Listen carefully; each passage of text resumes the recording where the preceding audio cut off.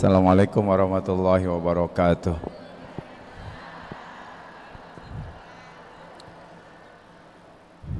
Alhamdulillah alladzi an'ama 'alaina bi ni'matil imani wal islam wa zayyanahu fi qulubina wa ja'alana minal muttaqin. Asyhadu an la ilaha illallah la syarikalah iyyahu na'budu wa iyyahu nasta'in. Wa ashhadu anna sayyidana wa nabiyana Muhammadan abdu wa rasuluh al-mab'usu rahmatan lil alamin. Allahumma salli wa sallim ala sayyidina Muhammadin wa ala alihi wa ashabihi ajma'in, amma ba'd. Bapak Ibu sekalian, ketua belum kelihatan ya? Kesohnya belum datang. Iya.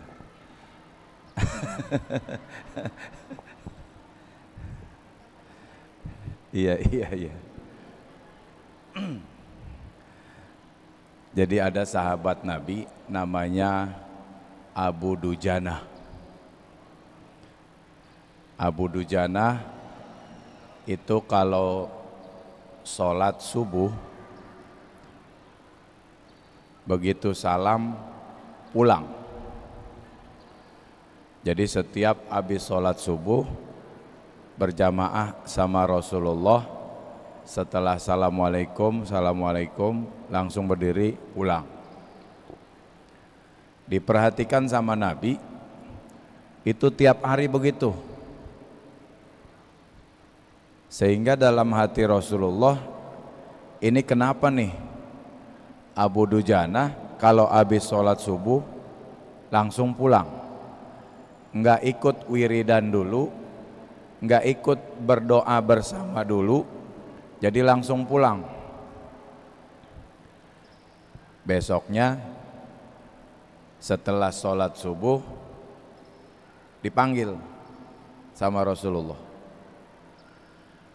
wahai Abu Dujana, kenapa kalau habis sholat subuh setelah salam langsung pulang? Begini ya Rasul, di sebelah rumah saya itu rumahnya orang munafik, dan orang munafik itu punya pohon korma, pohonnya besar, buahnya lebat, buahnya banyak, sehingga kalau malam itu kalau angin kenceng, buah kormanya itu pada terbang ke depan rumah Abu Dujana. Terus hubungannya apa? Jadi begini ya Rasulullah, satu saat setelah sholat subuh saya ikut wiridan, ternyata saya pulang telat, keduluan anak saya bangun. Terus begitu saya pulang ke rumah, anak saya lagi mungutin buah korma, dimakan satu butir buah korma sama anak saya. Begitu saya ngeliat, langsung saya dekap anak saya suruh keluarin buah korma yang dimakan itu, dan saya dikorek biar buah korma yang dimakan anak saya itu keluar. Saya suruh muntahin biar jangan ada sedikit pun buah korma yang termakan oleh anak saya, karena itu bukan haknya, itu punya tetangga sebelah.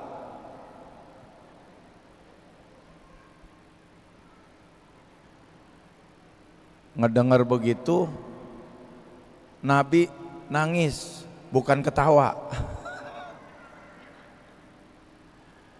Nabi bersedih.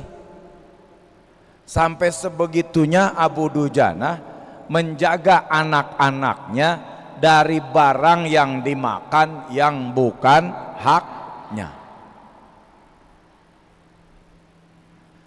Itulah kenapa Setelah salam sholat subuh saya pulang. Untuk apa? Jangan sampai anak saya bangun duluan kemudian mengulangi perbuatan itu. Kata Rasulullah, itu yang punya pohon korma emang siapa? Orang munafik. Maka didatangi oleh Nabi ke rumah si orang munafik tadi. Didatangi berdua sama sahabat Abu Bakar Siddiq. Dah. Jadi enak ini.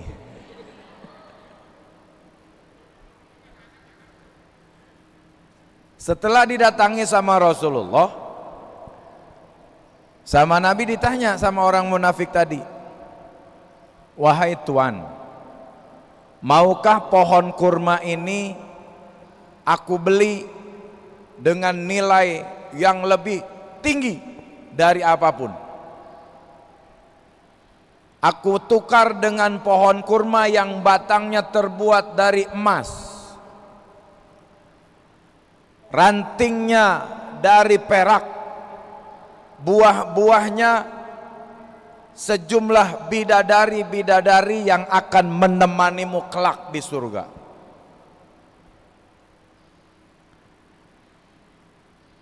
Nungguin ya.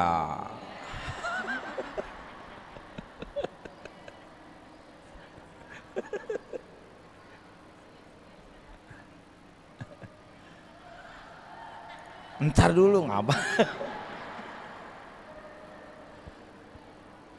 Akhirnya apa jawaban orang munafik tadi? Ya Muhammad, saya mau jual pohon korma saya, tapi nggak pakai kredit, nggak pakai tempo, nggak pakai entar, mau dari batangnya emas kek, mau dari berlian kek, mau ditukar bidadari kek, nggak pakai. Kalau mau beli sekarang kontan, kagak pakai kredit.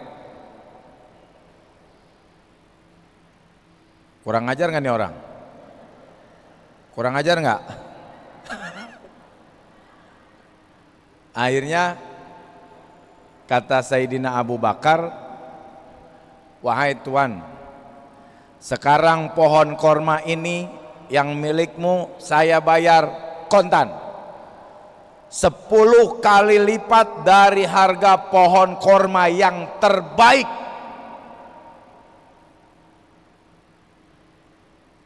Emang munafik mata duitan? Deal, deal. Maka dibayar oleh Abu Bakar Siddiq dengan harga 10 kali lipat dari pohon korma yang ada pada saat itu. Seneng gak tuh orang? Seneng. Setelah seneng, dia masuk ke rumah, udah terima duit cash dari Sayyidina Abu Bakar Siddiq. Masuk ke rumah, dia ngomong sama bininya, wahai istriku, kita dapat cuan, dapat untung besar. Kenapa? Pohon korma yang ada di depan rumah kita dibayarin sama Abu Bakar Siddiq. Berapa duit? 10 kali lipat dari harga pohon korma yang terbaik pada saat itu. Waduh, untung gede nih. Iya.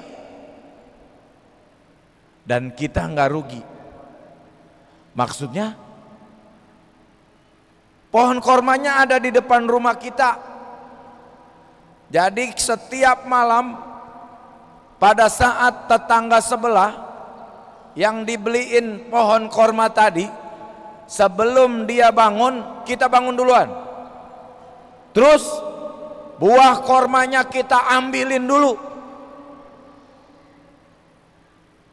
Oh begitu? Iya. Dan besoknya buah korma itu bisa kita jual ke orang lain.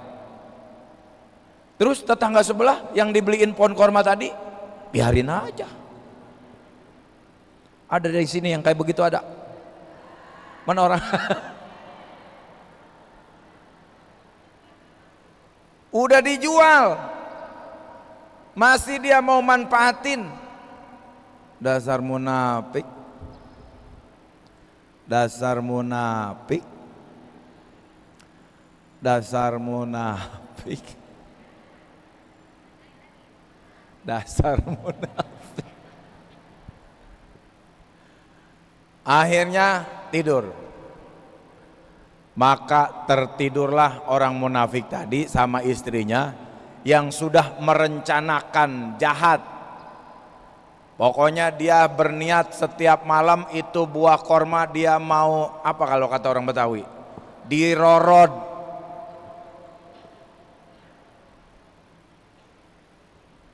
Pagi-pagi terbangun. Begitu bangun dari tidur, itu orang munafik, apa yang dia kerjain? Dia buru-buru lari ke depan rumah. Buat apa? Mau ngerorot buah korma, biar tetangga sebelah Abu Dujana tadi yang udah dibeliin pohon korma kagak kebagian. Dia lari ke depan, dia bawa apa namanya, karung buat ngangkutin buah korma. Begitu dia ke depan rumah, ternyata pohon kormanya kagak ada. Emang enak lu. Dia melongo, nggak ada pohon korma.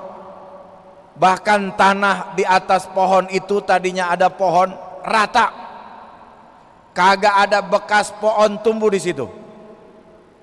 Dia celingak-celinguk, ternyata pohon korma pindah ke rumah Abu Dujana. Emang enak, rasain lu.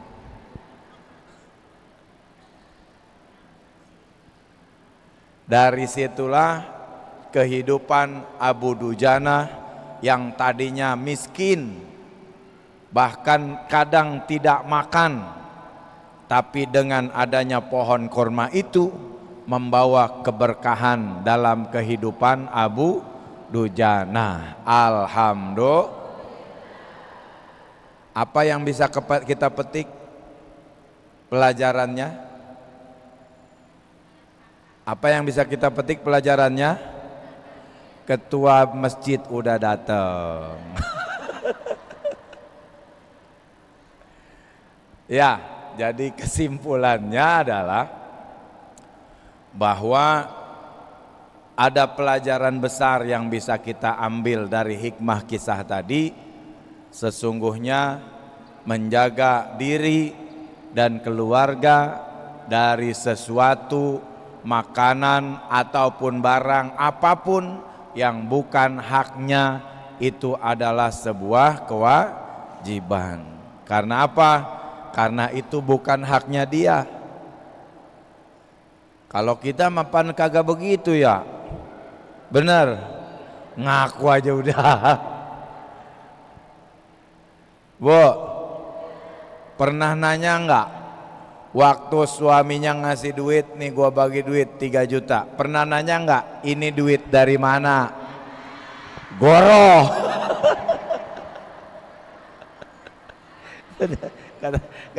Kata bapak-bapak, boro-boro dia tanya, dia langsung embat aja udah.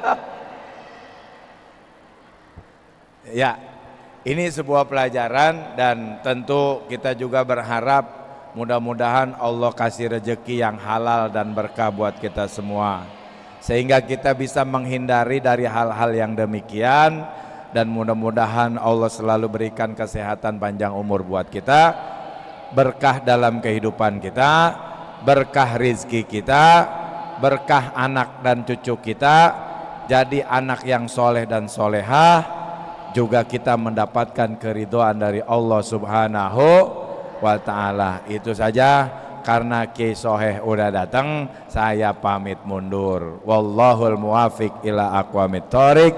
Assalamualaikum warahmatullahi wabarakatuh.